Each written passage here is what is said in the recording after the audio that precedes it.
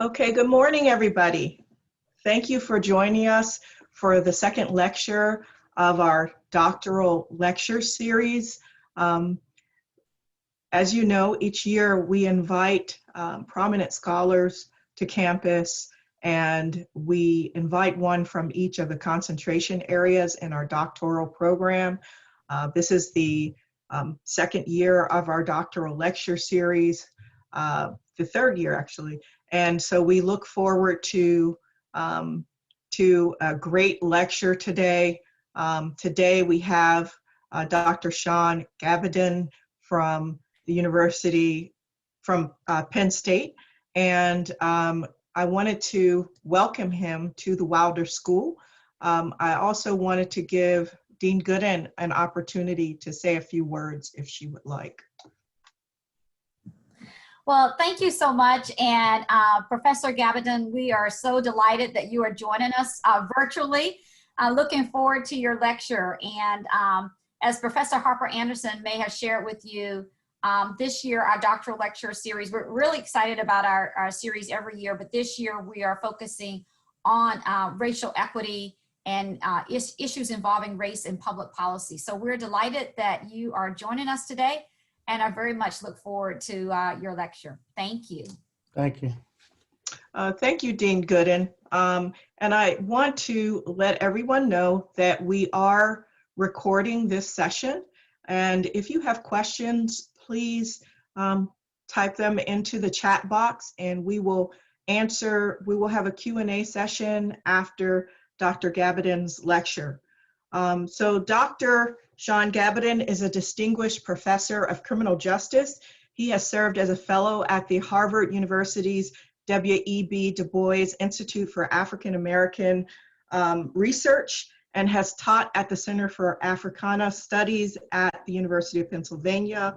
He is the author of more than 100 scholarly publications, including more than 70 peer-reviewed articles and 13 books. His most recent books include a co-authored book, Shopping While Black, Consumer Racial Profiling in America, Criminology, Perspectives on Race and Crime, and a co-authored text, Race and Crime, as well as another edited book, Building a Black Criminology, Race, Theory, and Crime. Dr. Gabbidon is a recipient of numerous awards, including in 2019, he was named a Fellow of the Academy of Criminal Justice Sciences. He is also the recipient of the 2015 Julius DeBreau Award for Outstanding Service and the 2016 Outstanding Teaching Award, both from the Division of People of Color and Crime of the American Society of Criminology. So welcome, Dr. Gabbidon. All right. Well, first of all, thank you for inviting me. I've been to your school before and had a wonderful time, so it was a no-brainer to say yes again. I really, as I thought about this particular presentation, I had students in mind. So some of what I'm going to talk about sort of is a little wisdom in there, as well as a presentation that I would typically give. Perceptions of criminality and victimization among Pennsylvanians, exploring whether racial ethnic minorities get a fair shake is a presentation that is twofold in my mind when I think about it. One is the notion of, okay, well, this topic of perceptions, that's really public opinion, right? So, I mean, the big thing of schools of public affairs, we do public opinion research. But for me, the interest in public opinion was really an interest that came from doing some historical research, trying to find the foundations in the early stuff related to public opinion. And that the interesting part about that is that typically when you go to graduate school, when you hear about public opinion polling, especially crime polls, you go back to a lot of the sort of more traditional research. And for me, in graduate school, I was looking totally for the non-traditional research. What did Black people have to say about these issues related to public opinion and crime? And that sort of brought me back to a poll that's not talked about. And I think the essence of talking about this poll is that as you're a student, one of the things you always have to be mindful of is that, you know, just because people are going in one direction doesn't mean you have to go in that same direction. because what we'll all notice in our fields is that sometimes we replicate ourselves. We do the same things over and over and over again. So this presentation talks a little bit about sort of what I found as a graduate student, some stuff that sort of provided me the interest and impetus to sort of continue studying public opinion in modern day times, but also kind of reflecting back and looking, what does this all mean? And I think it all, at the end, will make sense as to why that initial poll is important when we look at what we see today in public opinion polling. All right, so let's get started. When we think about, it's not moving now. Let's see, maybe it's locked. Okay, when we think about public opinion, typically we talk about public opinion from the 40s and the 50s, and maybe, we'll talk about older historical sort of foundations of this. Goes back to the early census from the 1790s and stuff. But when you talk about crime polls, as a graduate student, I found this crime poll that was done by Atlanta University in 1904. I mean, it was just surprising to me because I'd never heard of this. We've talked about public opinion polling, we talked about crime polls in graduate school, but it seemed like this type of literature was just ignored. So I took a look at it, and it was really insightful. I mean, I went to graduate school about 25 years ago, and I could tell you the stuff that was in that poll was relevant then, and the stuff that's in the poll is relevant now. So before I talk about the poll that I did recently, let's talk about what they did. So here, I mean, W. Du Bois founded the Atlanta School of Social Scientific Research, and every year he did a conference on a particular aspect of Black life. And in 1904, he focused on crime. And in there, typically what happens is you'd have students at Atlanta University help him do the research. A model that we follow today. Most of us are faculty, we have students helping us with research. And what he did was he didn't just survey one population, he surveyed multiple populations. Again, something that we idealize today when we do research, not just one population, look at multiple populations. So he had youth from the Atlanta public school system, some older youth and young adults. He had chiefs of police and some county officials, and just African-American and white Georgia residents in general. So 4 different populations. It would seem that a study of that magnitude we would talk about in our field, but as we're talking about the theme of your particular lecture series, racial inequality, we know in disciplines there is racial inequality. What we perceive to be important, what we perceive to be landmark, all of those things. I mean, the question of sort of racial equality in terms of scholarship, right, is something that we don't talk about, but it's something we should talk about. And then here's some other things that I've written about, I'm working on. But again, 2000, think about that. That's 20 years ago I wrote about this. But again, nobody in the field really talks about it because it's kind of almost, in a way, our field to some extent, when we're talking about sort of certain literature, it's kind of segregated, okay? Because, you'll have people saying, okay, well, this research, okay, no, but I've looked at this before, so I'm just going to go through some of this quickly and then move on to the current stuff. So next slide, because I don't have control of it. For the first part of this, you see Du Bois surveying these youth about purpose of the law, pretty common stuff for protection, keeping peace, devising or governing laws, and to prevent fighting, stealing. These are just basic things. You can go to the next slide. Okay, I think I have control. Purpose of the courts. Again, this would be pretty typical today, right? To determine guilt or innocence, to see if the laws are based, to settle matter, to handle bad people. And then there was no responses for others. They just didn't respond. Next slide. Okay, now this is the one that's probably more, relevant for today. This is 1904, and this is the purpose of the police. Arresting people was the main thing. Protecting them, not as much. And again, some people didn't respond. But the next one, treatment by the police, usually kind to them, 618 responses, unkind to them. That's about 30% of the sample there. And I would suggest that gives us a baseline of when people are talking about, the police and how they've traditionally not treated, the Black community a certain way, you have these numbers going back pretty much more than a century. So I think that's important to provide context for what we see today. Have the police ever helped or protected you? This is again a big question when we talk about what are the police for? Are they for protection or not? And in this case, most of these people back in 1904 said no, they had never helped or protected them. This was back then, we're talking about the convict lease system, the chain gang. Some of you have heard about this system, some of you haven't, but essentially, he provided thoughts on this particular system, just to give people a sense of what they thought at that time. Okay. Older African Americans, why are there so many Blacks under the clutches of the law? These are questions we're still asking today, right?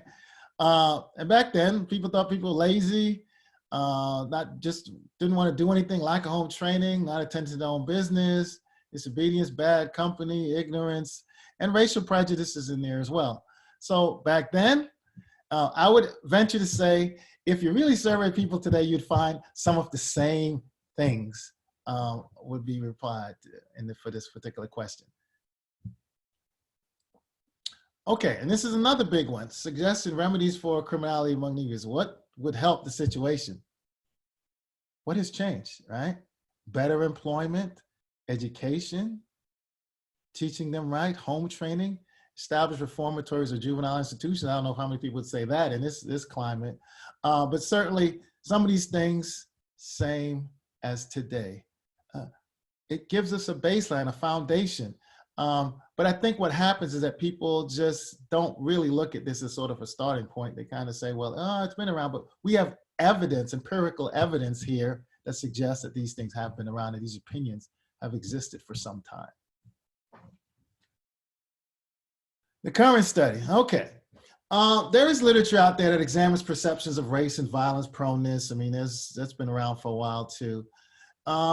It shows that race matters in the way people think about criminality and who's violent. But in my first class, I was out of college. I went to first class I taught race and crime, was at a Black college in Baltimore called Penn State University. And then it was called African Americans in Criminal Justice System. The course has evolved since then. But basically, I wanted to see how much, the first exercise I did in that class, I wanted to see how much perceptions aligned with available statistics. So I think a lot of people do this exercise now where you ask students to list all of the, list Blacks, whites, Asians, Native Americans, just all the groups. And then you put down the offenses, the major offenses, homicides, you put down, assaults, larceny, thefts, all of the more serious offenses, and ask them, what percentage of arrests are there for each group in these particular categories. As you see there, most students believe and continue to be Blacks are arrested for most crime in the United States. And essentially, I wish I had kept the data over the 25-year period, but I didn't. But in essence, I really want to find out, okay, well, in this study that I did here, is public opinion the same as what I find in those classes over the years? And like I said, I've taught at every class, taught at Penn State, taught at Penn State, and taught at University of Pennsylvania. It's the same thing. There's really no difference in terms of the perceptions that are out there. They're very powerful perceptions. And I would say those perceptions are dangerous and put us in a position where we see some of what we see now with the justice system. As I said, I did it in 2018 for doctoral students out there. Relationships are everything when you're talking about research. We have a Center for Survey Research at my college. Every year they do a Penn State poll. I've done research with them numerous times. So every now and then, the director has what we call poll questions. And they'll say, Shaun, you got any idea for questions on there? I'm like, free? I will find some questions to put on there. And in this case, she allowed me to put some questions on there, and I decided to work with a colleague in my department on this project. So essentially looking at perceptions of crime and criminality and perceptions of victimization. Okay, So they're the foci, and here's the sort of the research questions that I had as doing this. Which racial ethnic group is perceived as being arrested for the most serious crime in the United States? Again, it just aligns with the exercise I've done in class. And do Pennsylvanians believe that their victimization would vary based on the character of a particular neighborhood? So I went a little further, and also why. Not just asking, the thing that Stephanie allowed me to do, which they usually don't like to do when they do these big polls, is she allowed me to ask an open-ended question, okay? And as you know, if you're surveying 1,000 people and you allow them to give open-ended questions, it's just a lot of data. So she was nice enough to do that because I felt it would provide a little bit more insight on the questions that we were asking. All right, so we had over 1,000 self-administered web survey. It was a quota-based sample, non-probability. As you know, it's very hard to get a large response rates today. We just know how this is. So I mean, basically, we went with a quota sample. This is representative Pennsylvania population, but not necessarily generalizable to the entire population. Obviously, there's some limitations to what we did here, but again, just to give me a sense, a sort of a baseline of how much those students reflect sort of the more general population. Because, students, you would think that they would have more knowledge. You have criminal justice students. And in my program, senior seminar it's my race and climate class is the senior seminar. So that's kind of interesting that they have those views even after going through the program. Okay, so here we have sort of demographics of the people who participated in the study. Again, just a basic mix. What you'll know is Pennsylvania is a very white state. I mean, so the numbers are pretty much aligned with Pennsylvanian representation by race. Okay. Here are the measures. Which racial ethnic group do you believe is arrested for the largest proportion of serious crime in the United States? And here, for methodological reasons, we didn't always ask, put whites first. We just rotated all the responses to ensure that we had no bias in terms of, the way things were presented. Okay, this was another question we had. Imagine that you are walking through a low-income, predominantly white, when we asked this for Black and Hispanic neighborhoods as well, neighborhood in an unfamiliar area after dark. How worried would you be that you might experience some sort of criminal victimization? And then we gave that. And there's where the responses. And then we asked, why would you be? And then again, asked the same question about walking through a low income, predominantly whatever the response was, neighborhood in an unfamiliar area after dark. Okay. Again, these are just preliminary results. We haven't published it, and I'll tell you why we haven't published it yet. It says, which racial ethnic group do you believe is arrested for the largest proportion of crime? There you see 57% Blacks, which again holds pretty true to what I've seen over the last 25 years. So essentially, very little has changed in terms of these perceptions. But go ahead, next slide, please. Here you have the breakdown by racial ethnic group. And again, we had smaller numbers of, Blacks and Hispanics, Latinos. So it's a little challenging to really make sense of that. But, you get a sense of where this might be going.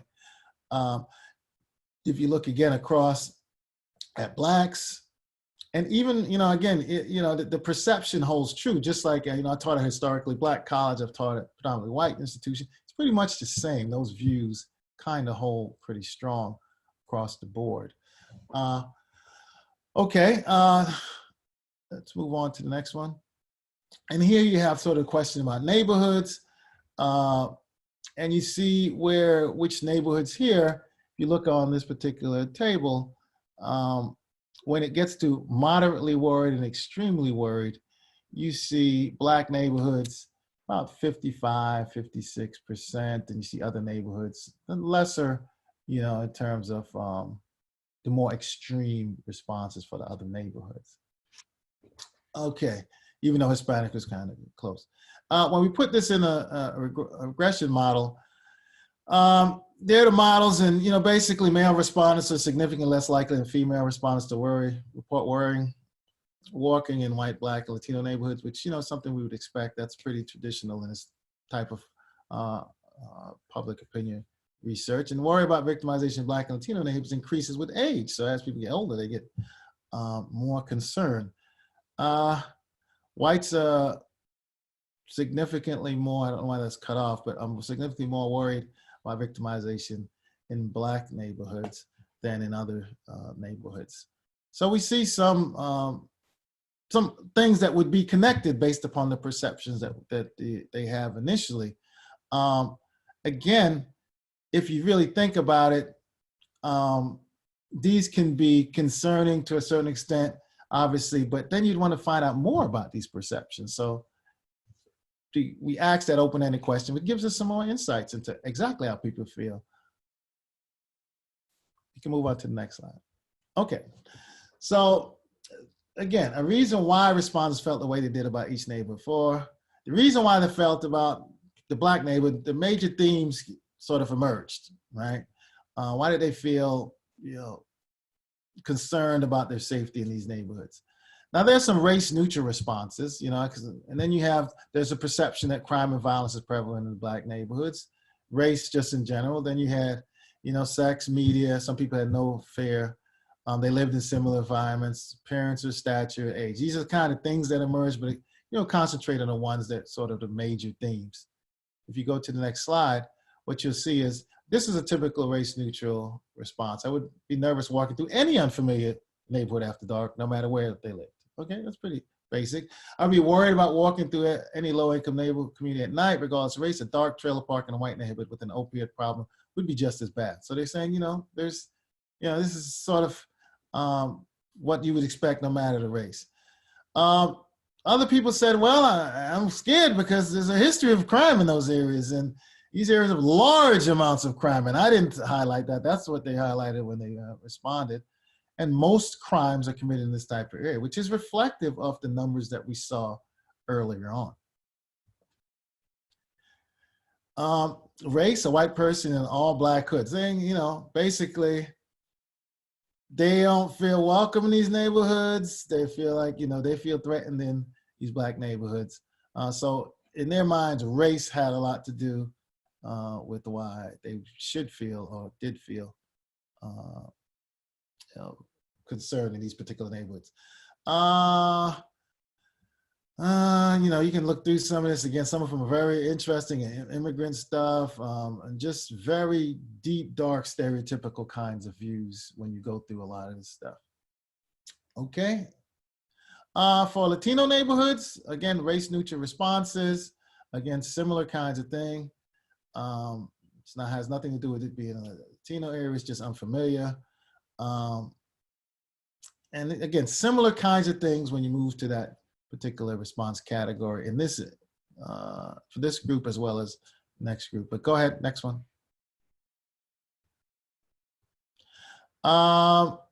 In fact, these neighborhoods are high crime areas. Crime is prevalent. Again, similar kinds of things that, this Hispanic neighborhood, the Latino neighborhoods have similar issues. They don't trust Latinos. Again, some of the things that, you hear in terms of racial ethnic groups, how people feel about them.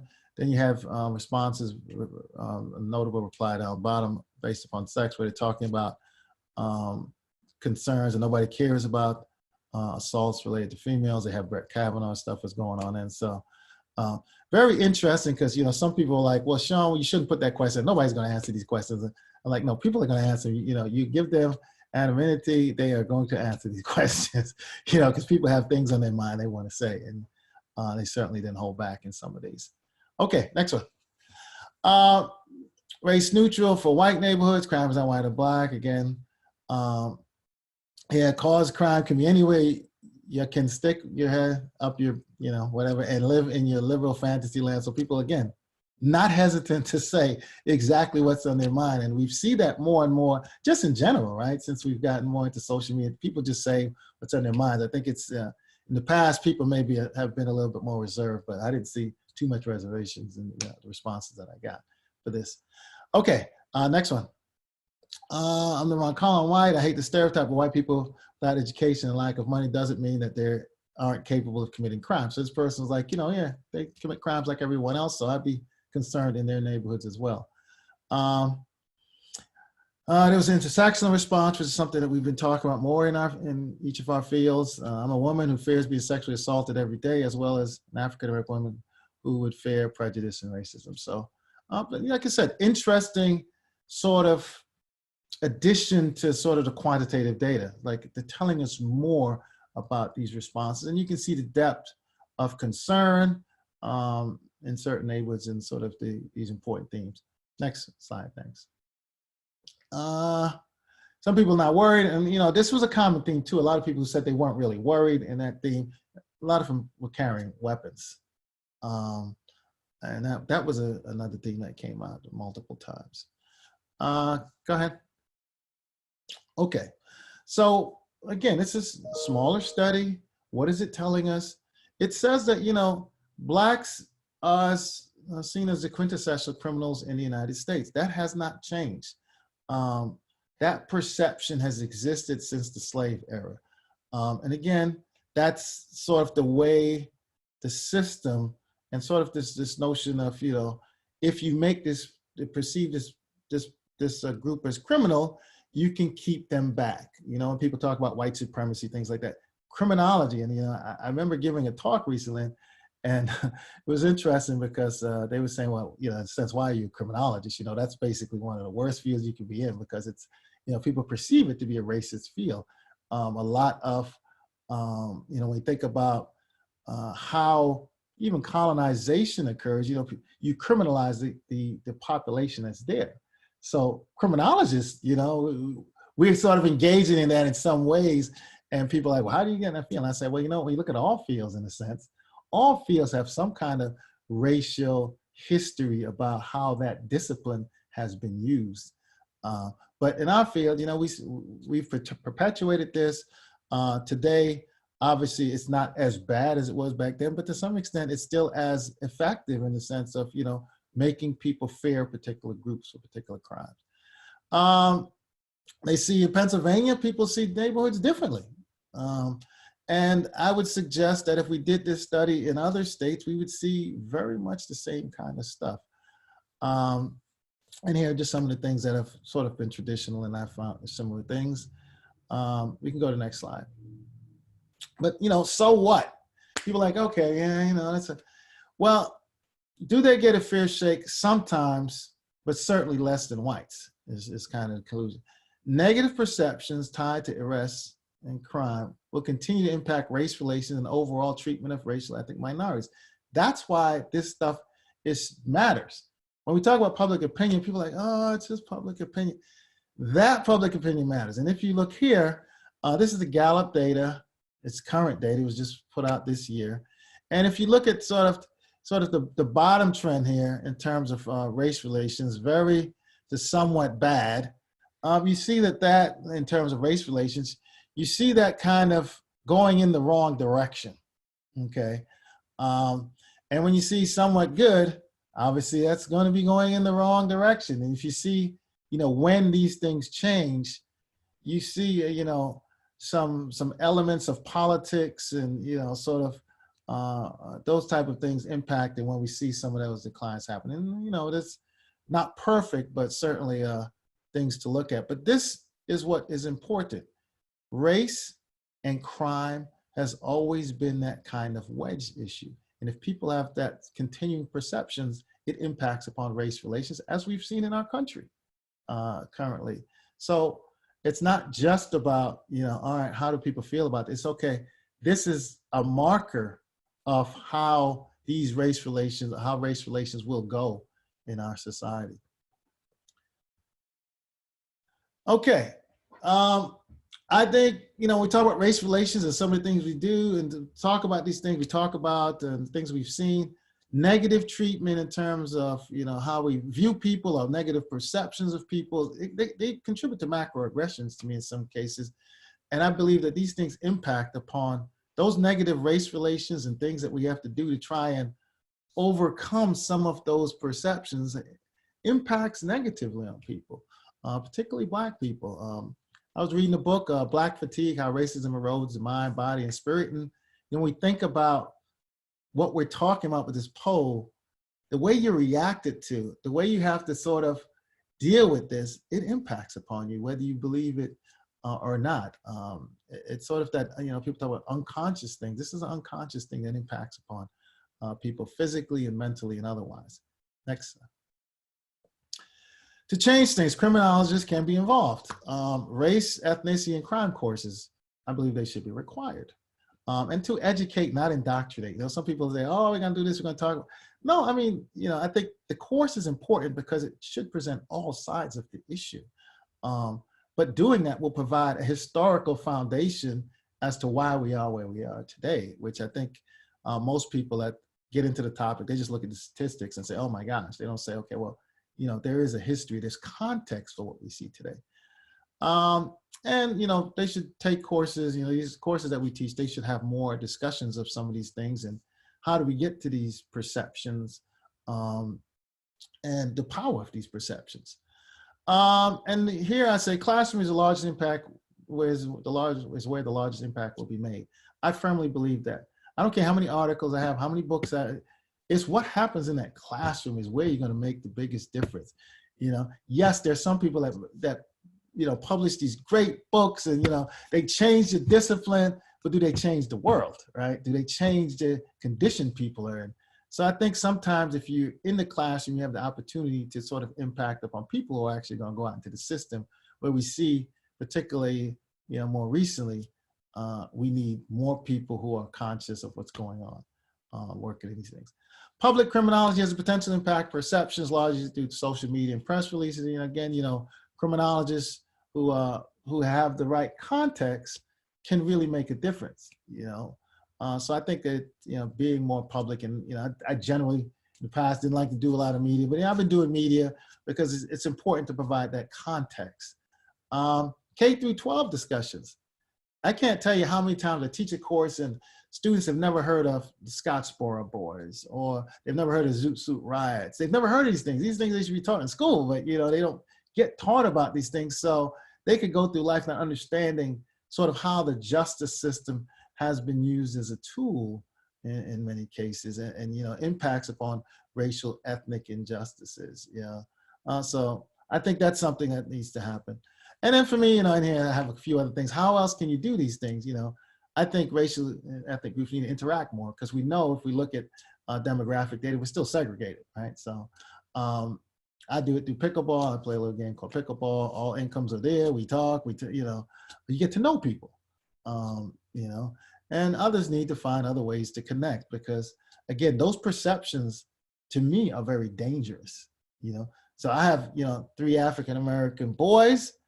You know, they're perceived a particular way. You know, and I can remember when I was in graduate school, I did my dissertation defense, and there was a colleague of mine who agreed to serve on, not colleague, but somebody had met at a conference and we ended up becoming colleagues. She served on my dissertation committee. And, you know, you usually go out and then, you know, they talk about, you know, whether you passed or not, the corrections. And, you know, she did say after she came out later on, she said, yeah, they said you were going to do well because, you know, you're smart and you don't have a crazy hairstyle. Like, what does that mean? You know, basically, essentially that, you know, people are not going to be intimidated by you, Shaun. You know, it's basically what they were saying. And again, those type of things are dangerous, right? So I have 3 African-American boys. I have one with dreadlocks. I have one with short hair. You know, those things, you know, are things that impact upon the perception. And then, you know, there's a checklist people typically have in terms of, okay, well, perceptions of criminality, you know, how are they dressing? How are they looking? All those things do matter. So I think changing perception is interacting with people and sort of educating people about these things. All right, next one. It's nearly impossible task for low-income racial ethnic minorities to overcome some of these stereotypes. I lived in Brooklyn growing up, and these stereotypes of people in my neighborhood, you know, those things are consistently there, and it's hard to overcome stuff that's been bombarded in particular communities for such a long time. Next slide. Dealing with the perception, the fact that this study found negative perceptions, you know, does limit the scope of the harm, does not limit the scope of the harm. I mean, again, I think there's some other things to think about though. Most people have to deal with this at some point. I did a book on shopping while Black, and, one of the things people, as they get higher income, they try and, dress their way out, or, it doesn't happen. You go in the store, you're still getting profiled. It doesn't matter how you're dressing. All sorts of coping mechanisms. I've talked to people, and sometimes, especially when you're a Black male, sometimes you go and you're smiling to you have to ease people into these things. But again, that's trying to break the perceptions that we're talking about, right? From the study. People, I guess, try to dress a certain way, and people have done all kinds of different things to kind of deal with the perception, when in fact you shouldn't have to deal with it, right? You should just be who you are. But sometimes you understand, you almost have to disarm people, say, okay, well, Shaun, I'm 6'3", a bigger guy. Again, that carries those perceptions out there, and I've talked to people. They're like, they really don't want to have to do that, but they feel like in certain situations they need to, and that's unfortunate. Okay. Some people just, I didn't put the whole thing there, but some people say, forget it. They don't care. They're just going to do whatever. They can dress any way they want. They can have any hairstyle they want or whatever. And they're not going to go out of their way to change who they really are. And I would suggest that coping mechanism, I don't have the empirical data. It's probably healthier than the other one, trying to do something against what you actually are, because internally that can affect you. But as I said here, the reality is there are consequences for adopting either approach. Now, as I think through all the sort of things I've gone through, you can go to the next slide. There's a whole host of things that, sort of come to mind in terms of current day activities. And here, just future research. Everybody says, got to have future research. Doctoral students, you got to have something that you're working on. But I'll talk about those in a second. But in essence, I think what we're talking about in terms of racial justice, as in terms of criminal justice, we're not actually going to get there until those perceptions change. We're going to try to change, obviously, policies. We're going to try and change procedures, and we should do those things. But until we understand the nature of who really offends in the United States, who's really at risk for offense, people are still going to respond the same way. And some of that simply has to do with racism. People they have those perceptions, those prejudiced views that have been ingrained in them. So it's almost like you have to catch the younger generation to some extent to change some of these perceptions. Future research, last year or the year before, I did some focus groups with Asian Americans on their perceptions of criminal justice. I think we need to do those type of studies because they are here as well, right? So we kind of have this Black, white, Latino dynamic going on in who we study, but other groups, we need to provide some sense of what they think about the justice system. Do they think it's fair? What about suburban areas? This is sort of, I'm sure in most cities, it is a perception in one county where maybe you have, in PG counties in Maryland, where I used to live, it's a very wealthy Black county, as opposed to Howard County, where it's a mostly wealthy white county. Are those perceptions the same? Is there a Trump effect? Has he actually contributed to negative views about the connection between race and crime? Some people say, oh yeah, that's easy. Well, we need to study that more. And some people have started studying and seen some of an effect, but that's something we need to look at. And how minorities deal with these negative perceptions tied to race and crime. That's very important. Coping is how people cope has a lot to do with health. And I don't think people really talk about that enough because we kind of have a surface discussion. We have surface discussions about things. We do the data. We're like, oh, okay, that's the way they felt or whatever. But those feelings impact upon us. And as I said before, it has a physical impact on us too, that I don't think we talk about enough in our fields, the social sciences in particular. Other fields have started to sort of look at this a little bit more. And the reason I didn't publish was because I'm getting a second wave of data. And if I had done this presentation a little later, I might have had that data for you, but I don't have it right now. So we're asking the same questions. And we're going to see if, some of the stuff that's going on in the country may have had an effect on how people respond. Maybe it didn't, maybe it did, but we're going to sort of put those two together and take a look at see if things have changed since 2018. I think that's about 40 minutes or close to it. So, I mean, that's it. I'll take any questions you might have. Thank you so much for that insightful lecture. One of the questions that we have is whether the responses differ by gender identity of the respondent, whether you looked at that. We didn't look at gender identity at all. A second question, which comes from one of our doctoral students, Rajendra Pandit. He would like to know if police departments listen, social research. Okay, I'm trying to understand his question. I would like to know if police departments listen to the social research and make changes or adjustments based on your information. Have you shared this with police departments, and have they been interested in the outcomes of your research? No, I haven't shared with police department. I have given talks on the data, but where police officers have been there, but not specifically to police departments. What we plan to do is we are planning to do a press release when we get the second set of data. So it's something, bigger than we did before. Basically, we just did it before. We were like, okay, we're going to publish it, but now we're like, okay, well, we'll do it this time. So we didn't do that. And whether they make a change based upon that, is it really just police departments that, are our targets?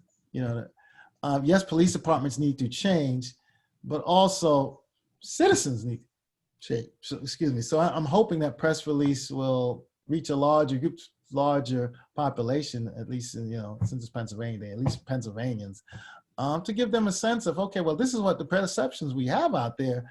Are these perceptions actually true? And I think one of the things we're going to do is we're going to put the actual data in there so they understand who's actually committing these offenses, which I think is important as well.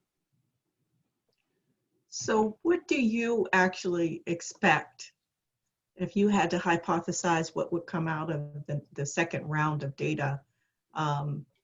What do you expect to have changed or not changed? I actually think that the perceptions will remain constant in terms of which neighborhoods and who they believe commit most of the crime, because you have to kind of think, okay, well, has there been anything that has spoken or been pushed out there that's to the contrary of the findings from 2018? The answer is no, right? It's not like we've talked more about anything in terms of suburban crime, except in the context that we don't want minorities moving out to the suburbs to commit more crime. I think, it's sort of the insinuation that's being made. One of the books that I use for my race and crime class is a book called Code of the Suburbs. Okay, so a couple of authors, they did some research on drug dealing in the suburbs. We don't really, have we even talked about that in our society largely? No, we don't talk about that stuff. So there's nothing to counterbalance the existing perceptions from 2018. So I don't expect to find any difference in that, And in fact, since it's an election year, it's almost like some of the dialogue that we've had may make those views a little bit more extreme to some extent. Mm-hmm. Yeah. Other questions?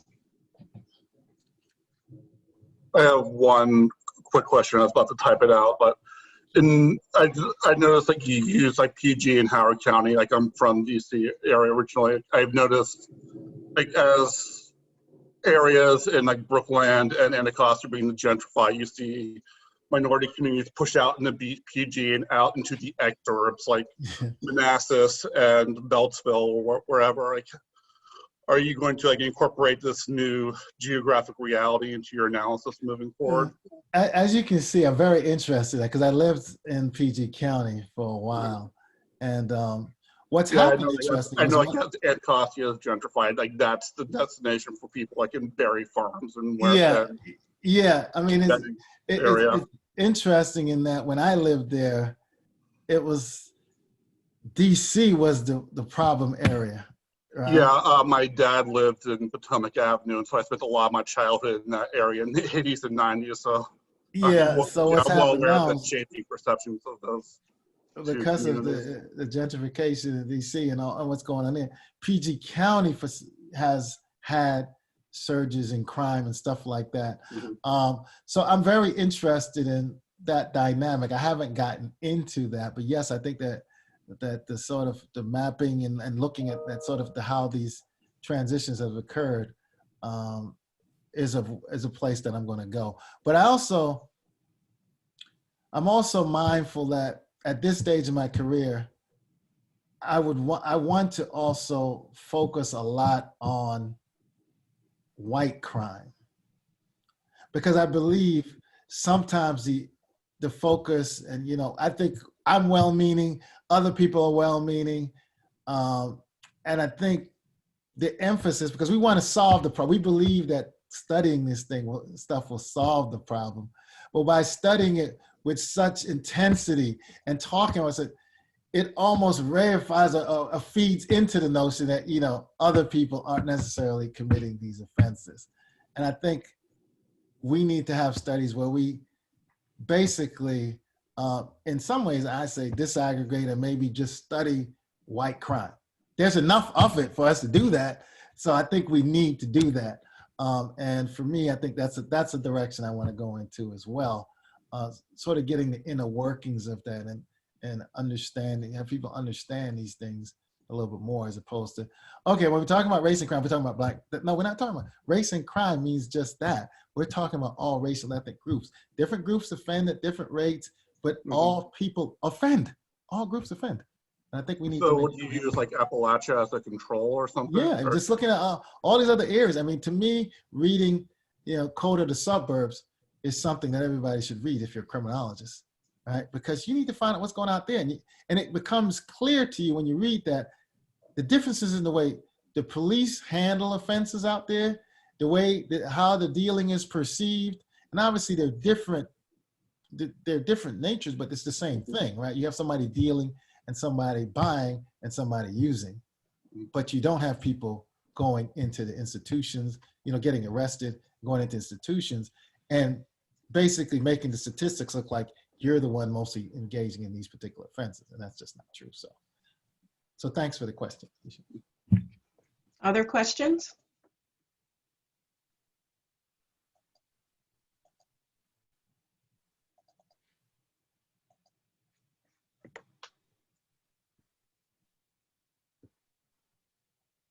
So I have another question. Sure. I didn't want to hog up all the time. So how do you think the racial tension and everything that happened this summer will influence, well, let me rephrase that. Everything that happened this summer and now the push for, in many institutions, for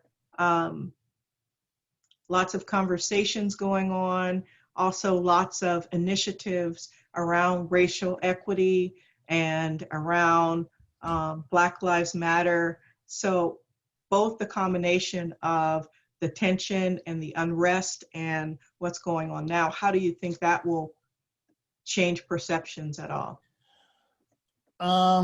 It depends who you are, right? It depends how you sort of, what's your lens, right? I think that's the thing. What's your lens? If you have more of a historical lens, you're going to see something different than somebody who just doesn't either care about history or just doesn't know about history.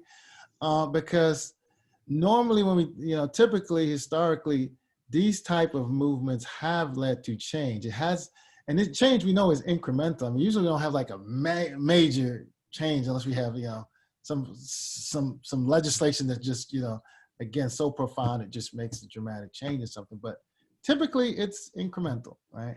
So now people are talking about, no chokeholds, or they're talking about different, what I would consider incremental policies, but yet you have people talking about just totally defund the police, right?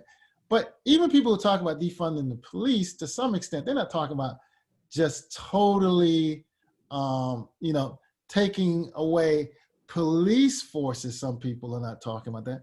They're talking about reimagining what the police do, which is a good conversation to have. We don't, what are the police supposed to do, right?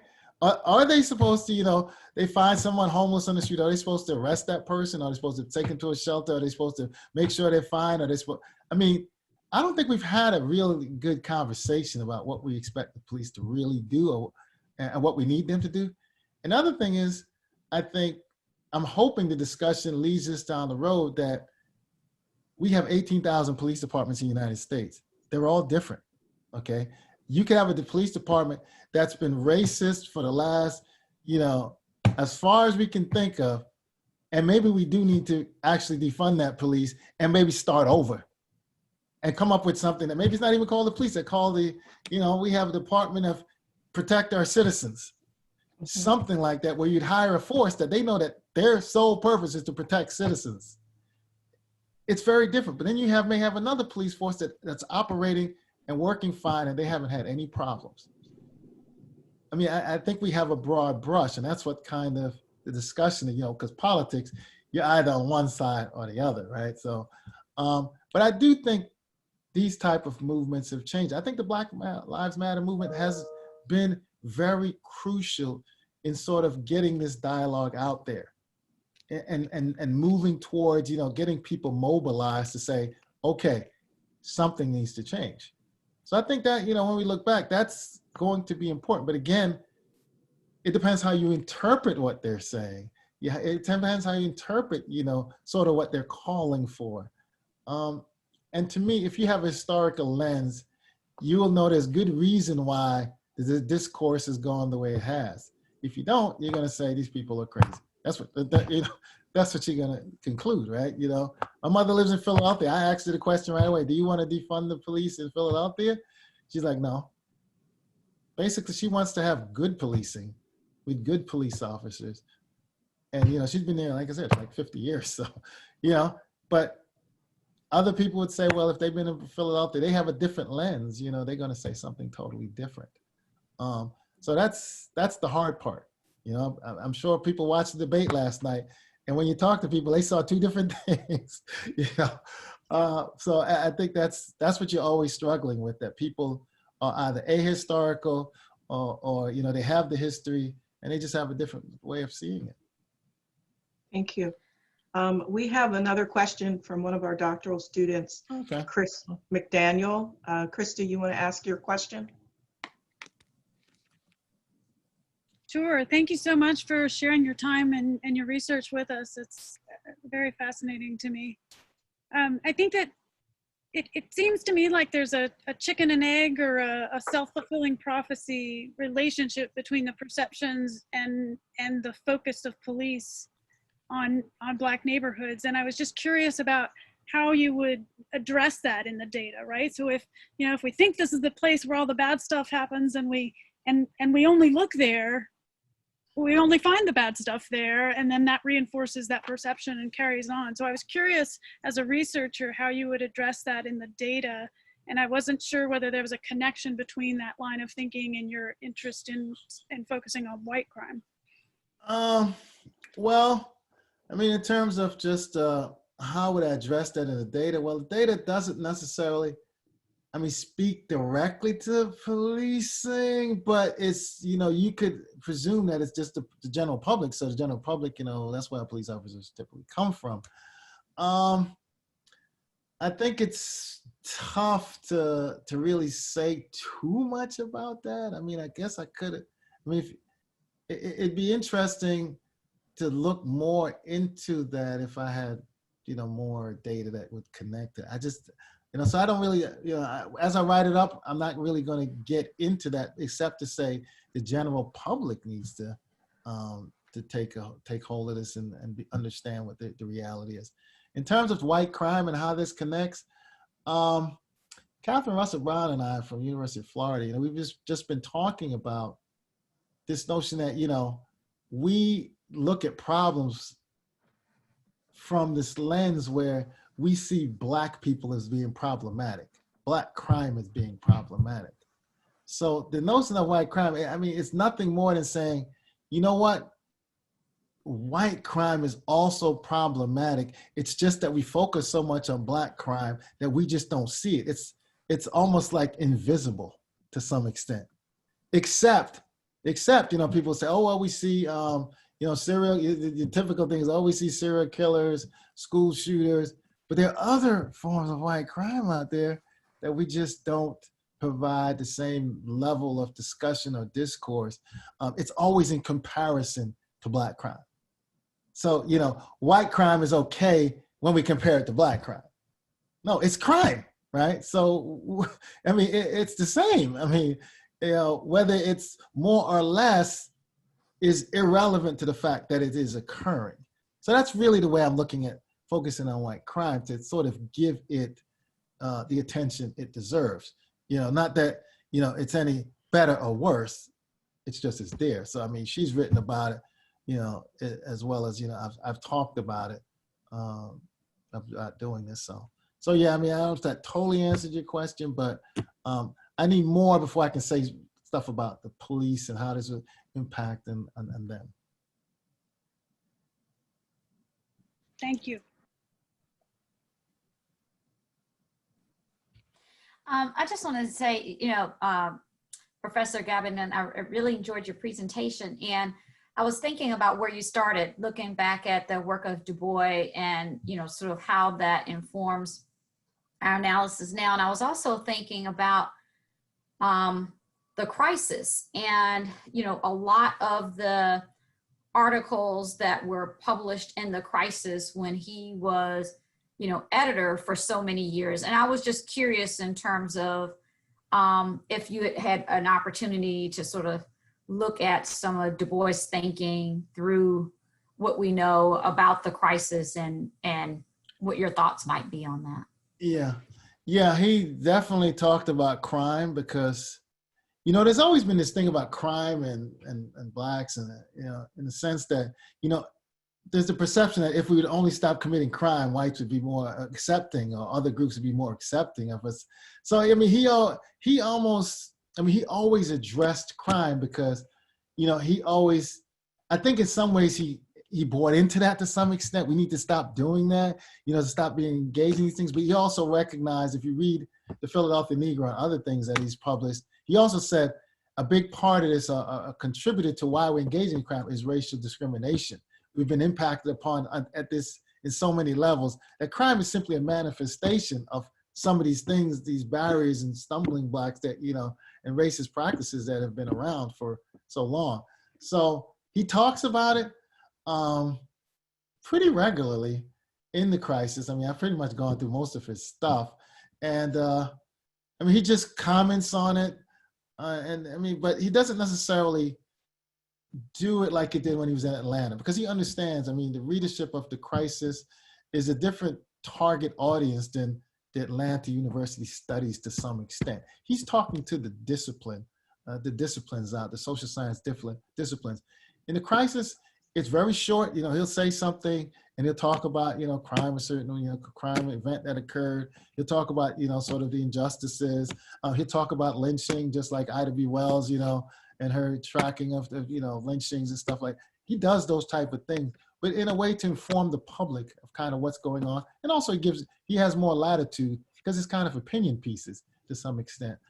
Even though he did some, he combined some of his talents with social science in there, it's mostly just commentary on what he's seeing, as opposed to, I think the period, his first stint at Atlanta University, some of the stuff he did was just, sort of land breaking, but, again, in our fields, the starting point is Chicago. We all know, everybody talks about University of Chicago. That's kind of the starting point of anything related to sort of social science, sort of becoming what it is today. But if you read his stuff, you'd be surprised. He has some interesting stuff to say about crime and other things. And certainly the crisis was a tool he felt could be useful to educating the general populace. Well, if there are no more questions, I want to thank Dr. Gabbidon for all of his insights. It was an interesting lecture, and just thank you for virtually coming and sharing your knowledge with us. Oh, well, thank you so much for having me. I'm always happy to talk. If students have any additional questions, obviously I gave the, PowerPoint, so you can share that with them. Anything they want to, I was a student myself, so I'm more than happy to help. Thank you. We appreciate that. Okay. All right. Everyone have a great day. Okay, you too. Take care. All right. Bye-bye. Thank you. Bye, everyone. Thank you for coming. All right.